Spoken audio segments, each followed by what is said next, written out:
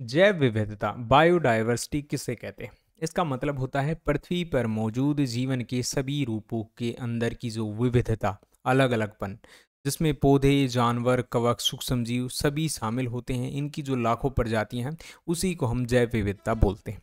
इसे 3 स्तरों के ऊपर मापा जाता है।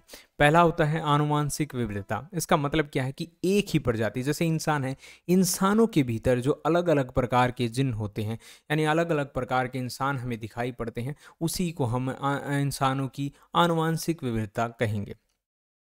दूसरा है प्रजाति विभिन्नता, यानी कि एक ही जीव की अलग अलग प्रजातियां, जैसे कुत्ते होते हैं, अलग अलग प्रजाति के कुत्ते होते हैं, तो उनकी अलग अलग संख्या होती है, तो यहाँ पर उसको हम प्रजाति विभिन्नता कहेंगे। और तीसरा होता है पारिस्थितिकी तंत्र की विविधता। इसके अंदर सारी चीज़ें आ जाती हैं, अलग अलग प्रकार के जानवर, अलग अलग प्रकार के पौधे। तो एक तरह से जो जीवों के अंदर विभिन्नता दिखाई देती है, उसी को हम जैव विविधता कहते हैं।